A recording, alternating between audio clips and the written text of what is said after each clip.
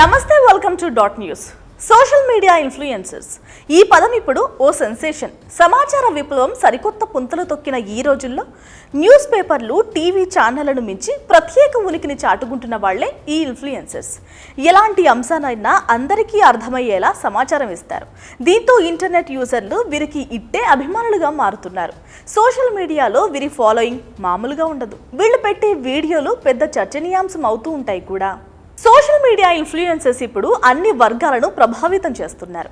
అందుకే వీళ్ళు ఇప్పుడు రాజకీయాలపైన ప్రభావం చూపుతున్నారు.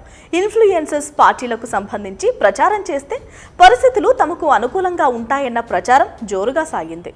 ఇందులో భాగంగానే వైసీపీ కూడా ఇన్ఫ్లుయెన్సర్స్తో ప్రచారానికి సిద్ధమైంది. ఇందులో భాగంగానే ఈరోజు భీమిలిలో ఇన్ఫ్లుయెన్స్తో సమావేశం నిర్వహించారు. ఈ సమావేశానికి రాష్ట్ర నలుమూలల నుంచే కాకుండా ఇతర ప్రాంతాల నుంచి కూడా వైసీపీకి అనుబంధంగా పనిచేస్తున్న వారు హాజరయ్యారు. CM YS Jaganmohan Reddy social media కార్యకర్తలు సమాజాన్ని ప్రభావితం చేయగలిగే వారిని ఉద్దేశించి ప్రసంగించారు.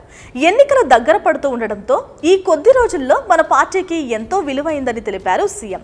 ఈ కాలాన్ని పూర్తిగా సద్వినియోగం చేసుకుని పార్టీని బలోపేతం చేయడానికి జగనన్న పాలనలో సాధించిన విజయాలు, ప్రజలకు దక్కిన సంక్షేమం, వారికి లభించిన రాజకీయ, సామాజిక ప్రాధాన్యం లాంటి అంశాలను మరింత ప్రజల్లోకి తీసుకువెళ్లాలని ఎలా కృషి చేయాలన్నది ఈ సమావేశంలో జగన్ దిశానిర్దేశం చేశారు.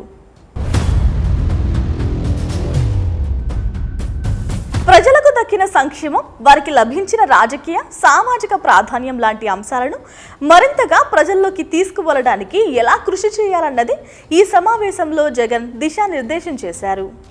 టీడీపీ దాని అనుబంధ మీడియా చేస్తున్న దుష్ప్రచారాన్ని తిప్పికొట్టడం, ప్రభుత్వం నుంచి జరిగిన మంచిని మరింతగా ప్రజల్లోకి తీసుకువెళ్లే అంశాలపై చర్చించి నిర్ణయాలు తీసుకునేందుకు ఈ సమావేశం గొప్ప వేదిక అయింది. Please subscribe dot news.